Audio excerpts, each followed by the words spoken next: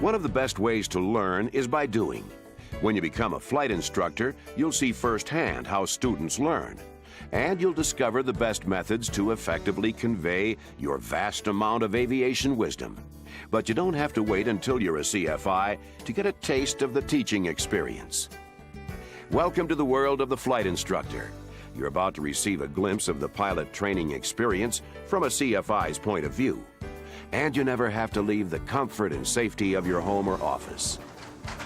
You won't earn any money during this journey into the instructor's realm, but you will gain a wealth of knowledge about learning and teaching that you can apply when your goal of being a CFI becomes a reality. Ah, look, here comes your first student now. I just got here, so I haven't called flight service yet. I'll go hurry and get a briefing now. No need to rush. We've got plenty of time. You're doing a great job. It's nice to have a student who's always so organized. Thanks. She's been really excited about flying lately. Maybe my compliments have helped. My instructor wasn't very good at that. The only time I knew I was doing something right was when he wasn't criticizing me. Kind of like George over there. Seems like you understand VOR navigation and holds. So next time, let's do approaches. So, I did all right? Yeah, let's go schedule for next week. Wow, George didn't criticize Rick. He must have done okay today. So are we still gonna do stalls next lesson? I'd like to try more steep turns next time, and I also want you to review the procedure for slow flight before we try stalls, okay? I guess I didn't fly so well this time. You usually tell me how well I'm doing. Normally you do much better, and it did seem like you were a little distracted. Carl knew she did something wrong today because Liz didn't compliment her like she usually does. How many times have I told you to do clearing turns before you practice stalls? I know, next time. Where are there going to be a next time if we hit somebody? Understand that? All right. He's gonna so, quit soon if James keeps acting like that. What are you looking at? Sorry. I better mind my own business and double check what I'm doing with Tara. I wonder how well she understands the briefing. Weather looks good, Bob. So, you think it's a good day to fly? Well, he said that the winds are from 180 at 7, and they're not expected to increase, so landings shouldn't be a problem. There are a few scattered clouds at 10,000, and the visibility is more than 10 miles. Looks like good VFR weather to me. He did say something else about a pirate for light chop at 9,000, and I don't understand that part. Let me take a look. Well, the briefer was talking about a pilot report. He should have told you where, at what time, and what type of airplane made the report. Yeah, see? You have it here. Over the foothills in a 172 about an hour ago. That shouldn't be a problem for our flight. Okay, so I should go pre-flight then? Yeah, I'll be out in a couple of minutes. Okay, we're in 241. Okay.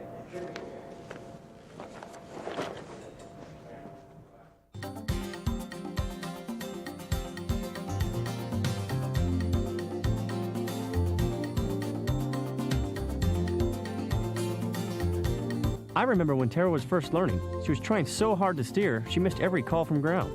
241, hold for the Cessna to your left. 241. Now she doesn't have to think about how to taxi, and she never misses a call.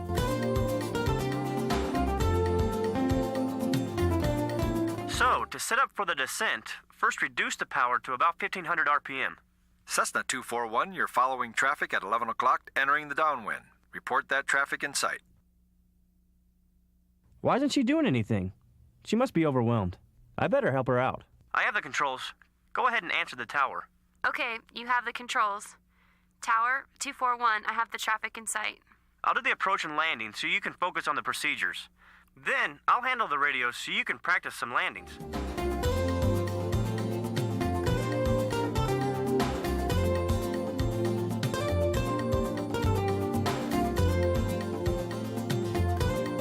How did you feel about the landings today? The talk we had yesterday really helped. I feel better about being able to correct my mistakes. Plus, I know I can always go around if I need to. Do you understand what you did on that last landing when you got too slow? Yeah, I got low and pulled back too much instead of adding power. Right, you corrected for it, but you added the power a little too late, so the landing was still hard. Just remember, if you're at the right airspeed, pulling back only makes you slower, and you'll lose altitude instead of gaining it. You did a good job today. You're getting much better at stabilizing your approach speed. Next time, I'd like to see you get the power pulled back just a little sooner, so you're already slowed down and starting a descent. Here, I'll beam the numbers. Okay. Once you've got the traffic pattern and landings down, you'll be able to solo. Great. Call me as soon as you know your schedule next week. We'll need to schedule another lesson as soon as possible so you don't lose anything you've learned today. I should know this afternoon. I'll call you from work to set up a time. See you later. Bye. I hope she schedules another lesson soon, or she'll forget what she's learned today, and we'll have to spend a lot of time reviewing. Speaking of review, before your next student arrives, let's back up and examine your day so far. You may be surprised at how many different aspects of learning have already been a part of your morning. I just got here, so I haven't called flight service yet. I'll go hurry and get a briefing now. According to the theory of behaviorism, Tara's habit of getting a weather briefing before every flight is an example of operant behavior. While it's something Tara does voluntarily, it's still a behavior she developed by responding to instructional cues from you during her previous lessons. Positive reinforcement, like your praise of Tara's actions, is normally the best way to strengthen operant behavior. There are some other, less effective ways to reinforce desired behavior in students. You were witness to some of these methods already this morning. Remember George? He's quick to point out when his students do poorly and is reluctant to offer any praise when they do well. His students' motivation to succeed stems from a desire to avoid criticism. George is practicing negative reinforcement. On the other hand, Liz is always eager to praise, but has a hard time addressing mistakes her students make. She doesn't know it, but she's employing a type of reinforcement known as extinction. It's difficult to use extinction in flight training since oftentimes, for safety reasons, you cannot ignore undesired behavior. Finally, the success of punishment to change behavior is often short-lived, and the negative consequences of this type of reinforcement, such as anxiety, fear, or anger in students, can hinder subsequent learning. Your preparation for Tara's lesson illustrates the concepts of shaping and chaining behaviors. You've already developed or shaped Tara's ability to perform basic maneuvers, ground reference maneuvers, slow flight, and stalls. Today's lesson combines or chains these maneuvers together to assemble the more complex traffic pattern and landing procedures. Learning isn't just a change in outward behavior, but involves changes in thinking, feeling, and understanding. Cognitive theory involves mental processes such as decision-making and problem-solving, which are difficult to observe or measure. Weather looks good, Bob. Sometimes you need to be proactive to determine whether your students have learned something. So, you think it's a good day to fly? By asking Tara for an explanation of the weather briefing, you ensure she truly understands it. There are a few scattered clouds at 10,000. Tara's brain gathers, processes, and stores what you teach her through cognitive information processing. First, she receives information through her senses. Then, her brain's sensory register filters out irrelevant data by a process known as attending. The working memory codes the important information by the process of conscious thought. The long-term memory not only stores information for a lifetime, but also performs the function of reconstructing codes in the brain to form memories. When Tara sorts through all the sensory input and concentrates on what's important, she's using a feature of the sensory register called selective attention. Sometimes this causes her to miss information, such as a radio call, when she's performing a new task. However, now that taxiing has become a habit, Tara's sensory register monitors the activity while letting her think about new input. This level of performance is called automaticity. While flying the traffic pattern, each new experience is processed by Tara's working memory, then sent to her long-term memory for storage. Tara is not as familiar with the traffic pattern as she is with taxiing, so when she doesn't respond to the tower or to your instructions on downwind, it's because she's overloaded. In this case, her sensory register is taking in all the information, but her working memory can't process all the data. Normally, the working memory can only process 5 to 9 items at any given time. Tara was better able to learn when she relinquished the controls to you. Working memory transfers information to long-term memory by two processes: rehearsing and coding. Tara will remember the approach speed by rehearsing, repeating the number until she has it memorized. The process of relating new information to concepts already in memory is referred to as coding. Tara is using her previous experience flying the airplane at slow speeds to help her master the traffic pattern. When you introduced slow flight and stalls in the practice area, you emphasized how these maneuvers apply to approach and landing. Tara's experience during flying lessons is an excellent example of constructivism. This learning concept is based on the idea that individuals construct knowledge through the process of discovery as they experience events and actively seek to understand their environment. When you first mentioned landing practice to Tara, she was hesitant. Her initial perception of landings was affected by her fear of an accident. Perceptions, which occur when meaning is given to sensations, are the basis for all learning. Time spent discussing the aerodynamics of landing and analyzing the risks involved, coupled with extensive slow flight and stall training, has helped Tara overcome her fear and form a more accurate perception of landing. The element of threat or fear that Tara felt about landings is an example of just one of the factors that may affect the ability of your students to form the correct perceptions. Another student, Chuck, is colorblind. A person who has limited abilities with one or more senses perceives differently than someone who doesn't. When basic needs, such as hunger and rest, aren't met, perceptions are altered as well. You need to suggest to Jennifer that she should schedule lessons earlier in the day, since she is typically very tired after work. A student's self-image also has a great influence on the perceptual process. Learning is enhanced when the student's experiences support a positive self-image. Mark is much too hard on himself. You must encourage him more, or he may quit taking lessons. Greg was devastated by poor performance during his last lesson, and he's worried about his ability to fly well enough to pursue a career as a pilot. Letting him know his mistakes are typical and easy to overcome can improve his perceptions of training. Porter doesn't schedule lessons often enough, so her progress has been very slow. Time to experience the learning event and the opportunity to build upon prior knowledge are important in formulating the proper perceptions. One of your primary responsibilities as an instructor is to help your students group perceptions together to form insights. Students can gain insights without your input, but sometimes they reach the wrong conclusions.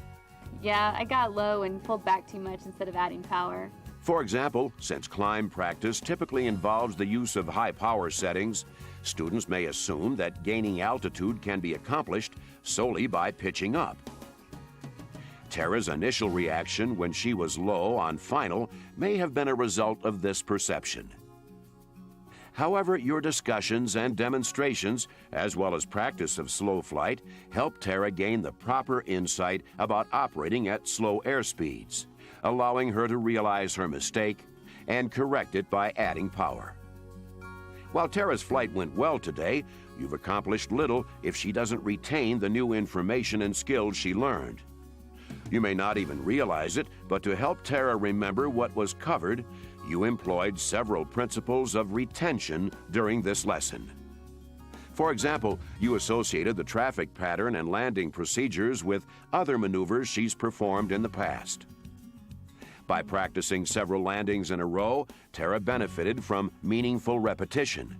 However, while repetition definitely aids retention, some research indicates that 3 or 4 repetitions provide the maximum effect, after which the rate of learning and probability of retention fall off rapidly. You should keep this in mind when planning lessons.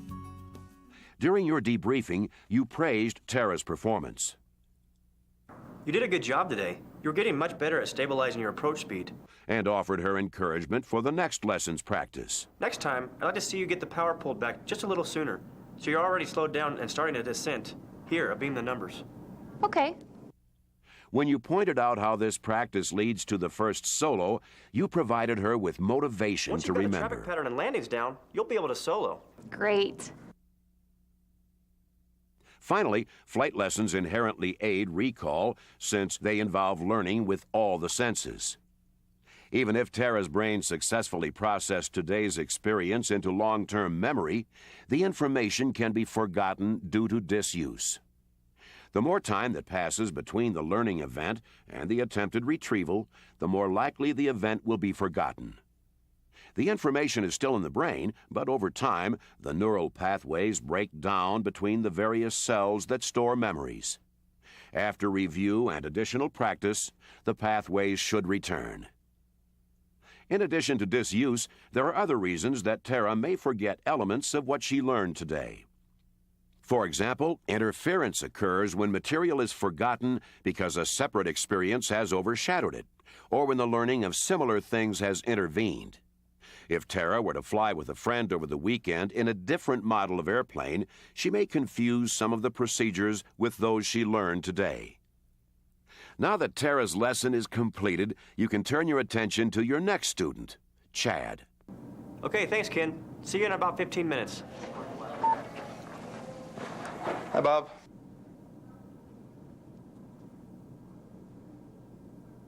How's it going, Chad? Can't complain. Are we going over systems today?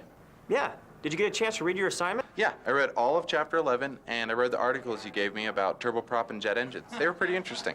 That's good.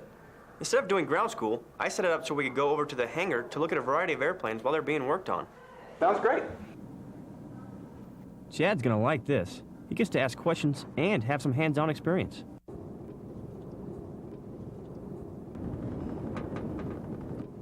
Hey, Ken.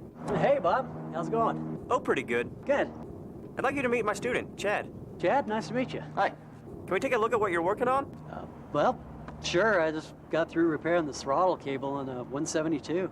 What was wrong with it? Well, the thing broke off during a run-up yesterday, and the thing went to full throttle. Oh, it's a good thing that happened during run-up. What would have happened if it broke during flight? Well, basically it did what it was designed to do, and I can show you here with this little carburetor.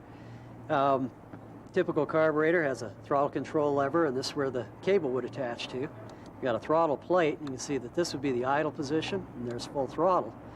When the cable broke, though, it's designed so that spring-loaded goes all the way to full throttle. That's a good design. So, do you think you got something out of talking to Ken and looking at the airplanes? Yeah, it was great to see how everything fit together. I think I understand carburetors, but I have a question about fuel injection. Here, let's look it up so we can see a diagram. He likes to think of things as pieces and then put them together to understand the whole. This type of diagram works well for Chad. See, this might help. It breaks down the injection system. So, if the engine went to full power during flight, what would you do? Well, if I move the throttle and nothing happens, I'd have to prepare for a no-power landing at the airport. Before I land, I'd have to use the mixture to shut down the engine. That's good. He always takes the time to think things out. Oh, our time is almost up. Let's turn back the clock for a moment to look more closely at your time spent with Chad today. To learn most effectively, students must see a purpose in what they're doing. Chad is intent upon making aviation his career, so he has a different motivation for learning than Tara, who regards flying as a hobby. Understanding these motivations helps you tailor lessons to your students' goals. In addition to being purposeful, several distinct characteristics of learning have become the standard. For example, learning is the result of experience. As an instructor, you're the facilitator that guides students through the learning experiences you create. To be an active process, learning must involve reading, writing, discussing, thinking, and doing. The trip to the maintenance hangar illustrates how many facets there are to learning. This experience involves many types of learning, such as verbal, conceptual, and problem solving. In addition to labeling characteristics of learning, researchers also have identified 6 principles of learning that provide a foundation for basic instructional techniques. You may not have realized it, but during your lesson with Chad, you took advantage of each of these principles. By going over the POH and discussing advanced systems, you effectively prepared Chad to expand his knowledge of systems as he visited the maintenance hangar. Repeating information also serves to increase his retention of the material. This lesson has built upon Chad's interest in systems and his goal of pursuing an aviation career. Discussing troubleshooting scenarios helps him take what he's learning and apply it to the flight environment. Having his questions answered by an AMT ensures Chad learns information correctly the first time. Frequent quizzing about systems during subsequent ground lessons and practicing emergency procedures in flight will keep the material fresh in Chad's mind. Up to this point in your day, you've explored theories that can apply to most any instructional situation and to most any learner. But to truly be an effective teacher, you must do more than apply general learning theories to your instruction. You must see your students as individuals and understand that each of them absorbs information in a unique way. Exploring learning styles and domains can help you accomplish this goal. For example, Chad likes to think of things as pieces and then put them together to understand the whole. This bottom-up strategy is a serialist approach. Tara, on the other hand, is considered a holist since she looks at the overall picture first and then at individual parts. A top-down approach. Chad and Tara's learning styles differ in other respects as well. Chad exhibits left brain dominance. He's verbal, analytical, and objective. The left hemisphere of the brain specializes in linear information processing by identifying and isolating individual parts of a whole. Right brain individuals, like Tara, are more creative, intuitive, and emotional. They may be very good with art or music and can easily put together the big picture. While Chad considers his options, his reflective nature can sometimes cause problems. For example, when taking a test, Chad sometimes cannot finish in time, or he may overanalyze questions and change answers from right to wrong.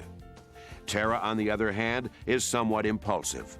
During emergency landing practice, she tends to pick the first field available and overlook more suitable options.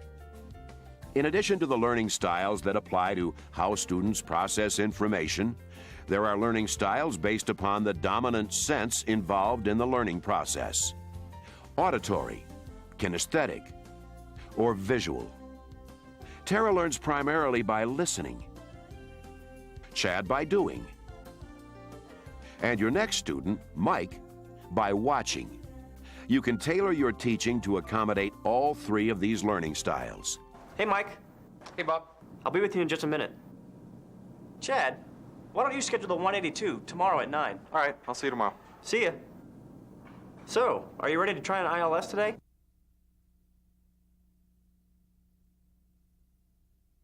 Well, I studied the charts you gave me, and I think I understand the procedures, but actually implementing them is going to be a whole nother thing. We'll give it a shot. All right. Let's check out the simulator.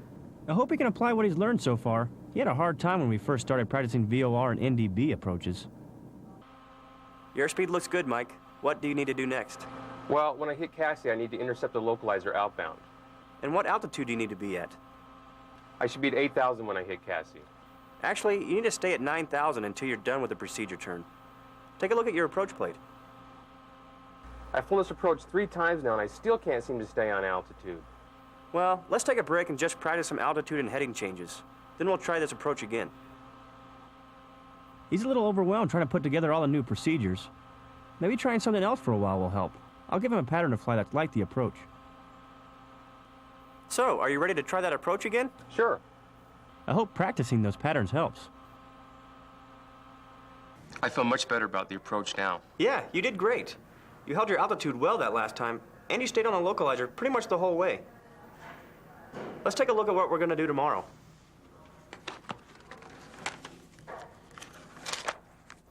I'd like to do the same approach that we shot today, but in the airplane. Well, when we shoot this approach for real, won't we be getting radar vectors rather than doing the procedure turn? Yeah, but when we practice it in the airplane, let's do it with the procedure turn first, then we'll ask for vectors to the final. And then we'll be talking with Denver approach? Yeah, they have a specific frequency for practice approaches. Great, I'll see you tomorrow. See ya.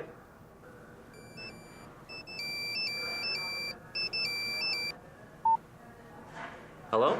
Hi, this is Kristen Ossie. We talked last week about flying lessons. I remember.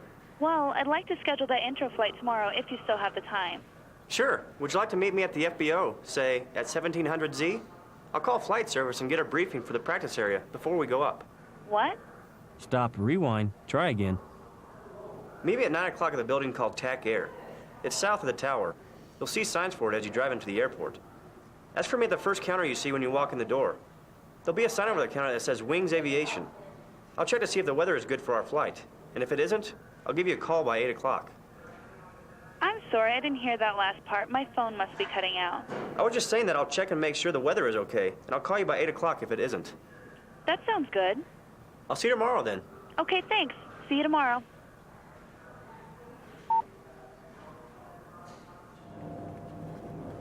Hey, Bob. Oh, hey, Brent. Hey, can I ask you a quick question? Sure. The other day when I was out flying, I noticed the low voltage light come on. I think I did the right thing, but I wanted to check with you. I remember a story you told in class once about a similar situation that had happened to you. Yeah, well, that was back in my less experienced days, and I actually did the wrong thing at first. We were over the mountains, and I noticed a discharge on the ammeter before I saw the light. So I had no idea how long we were running on battery power. That wasn't the smartest thing to do, so I didn't have any radios by the time we got back to the airport. Well, I shut everything off once I noticed the light come on, so I did have radios by the time I got back to the airport. But I guess I could have recycled the master switch. Yeah, you should have done that first. You might have been able to reset the alternator, but it sounded like you handled everything okay. All right, thanks for your help. Sure, anytime. Oops, I'm running behind schedule. I better get going. Whoa, stop. Before you head to your class, take some time to reflect on the rest of your morning. By examining Mike's lesson in the simulator, you can easily identify the 4 basic levels of learning traditionally included in aviation instructor training. The first level is rote learning. This is the simple memorization of information without the understanding or ability to apply what has been learned. Mike can identify the symbols on the approach chart by rote learning. The next level, understanding, is the ability to explain the how and why of facts. How do the chart symbols apply to flying the approach? Application is the act of putting your knowledge into practical use. Mike uses his knowledge to perform an ILS approach in the simulator. Correlation is associating what has been learned, understood, and applied with previous or subsequent learning. The goal of your instruction is for Mike to associate all the information he's learned about instrument procedures with operating effectively in actual IFR conditions. In addition to the 4 learning levels, psychologists have developed 3 domains of learning: cognitive, psychomotor, and affective. You can create lesson objectives that focus on one or more of these domains. The cognitive domain is the category of learning concerned with knowledge and thought processes, such as studying instrument approach procedures. The psychomotor domain applies to hands-on learning skills, such as pre-flighting an airplane, performing a landing, or flying an instrument approach. The affective domain focuses on feelings, attitudes, personal beliefs, and values. Be aware that students normally experience a learning plateau at some point during their training. In Mike's case, he's trying to master new skills, so he must learn to divide his attention to perform many tasks at the same time. Some students experience a learning plateau if they've reached capability limits or if they misunderstand some aspect of the task. A lack of motivation can also curb learning. If you believe your student has reached a plateau, you may need to try a different teaching method to help increase progress. If having Mike fly the patterns you developed helps him to perform the approach better, a positive transfer of learning has occurred. On the other hand, if previous learning interferes with understanding of the current task, a negative transfer of learning takes place.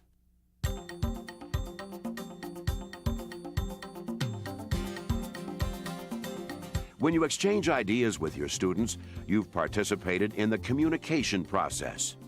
Your post-flight discussion with Mike provides a way to look at some of the primary elements involved in this process. During this interaction, you're the source of the communication. Mike is the receiver, and the words and illustrations you use are the symbols that convey the message. Let's take a look at what we're going to do tomorrow. Well, when we shoot this approach for real, won't we be getting radar vectors rather than doing the procedure turn? Yeah, when we practice it in The feedback Mike provides is very important because it helps you determine whether he understands your message. If Mike doesn't provide you with enough feedback, you should ask for it. Great, I'll see you tomorrow. While your discussion with Mike was very productive, your initial conversation with your new student, Kristen, was less effective. Hello? Hi, this is Kristen Ossie. We spoke last week about flying lessons. I remember. Well, I'd like to schedule that intro flight tomorrow if you still have the time. Sure. Would you like to meet me at the FBO, say at 1700Z? I'll call flight service and get a briefing for the practice area before we go up. What? So what was wrong with this conversation? It was hindered by several barriers to effective communication. As a new student with a lack of aviation experience, Kristen does not understand terms that are second nature to you, such as FBO, Zulu time, or flight service. Also, Kristen misinterpreted some of your words. For example, when you mentioned the briefing for the practice area, she was confused and concluded that you were talking about familiarizing yourself with the subject area you were going to practice on the flight. In addition, meet me at the FBO is too abstract. There are no specifics as to where Kristen should look for you in the building or whether she needs to ask for you at a particular place. Your second attempt at communicating with Kristen was much more effective. Meet me at 9 o'clock at the building called TAC Air. It's south of the tower. You'll see signs for it as you drive into the airport. Ask for me at the first counter you see when you walk in the door. There'll be a sign over the counter that says Wings Aviation. I'll check to see if the for our flight. If it isn't, I'll get a call by 8 o'clock. Still, there was a problem with the exchange. I'm sorry, I didn't hear that last part. My phone must be cutting out. I was just saying that I'll The check trouble and make sure with the the weather phone is okay. is an I'll call you by 8 example of o'clock if it isn't. interference. That sounds Often, good. interference is beyond your direct control. Okay, thanks. See you tomorrow. However, there may be times when you can lessen its impact. For example, in the noisy cockpit environment, headsets can eliminate some interference. Communication skills need to be developed, practiced, and continually improved upon. Discussing your own experiences with your students, as you did with Brent, can enhance instructional communication. Yeah, well, that was back in my less experienced days. I actually did the wrong thing at first. See, we were over the mountains and I noticed a discharge on the ammeter before I saw the light. So I had no idea how long we were running on Listening is the most frequently used communication skill, yet it remains the least mastered. You can help your students make the transition from simply hearing to effectively listening by suggesting they take steps such as taking notes or focusing on the main ideas in a discussion. Well, I shut everything off once I noticed the light come on, so I did have radios by the time I got back to the airport. But I guess I could have recycled the master switch. Not only do you need to help your students develop effective listening skills, but you need to develop and practice your own listening skills as well. For example, avoid rehearsing answers while listening and don't insist on the last word. From early morning flights to afternoons in the classroom, you've had the opportunity to briefly delve into the flight instructor's universe. You've witnessed the learning process from a perspective that may soon become very familiar to you as a CFI with a full schedule of students. Once you're a full-fledged flight instructor, you'll reap rewards above and beyond the monetary compensation, such as the satisfaction of seeing your students achieve. And likewise, your students will undoubtedly benefit from not only your aviation expertise, but also from your extensive knowledge of how they learn.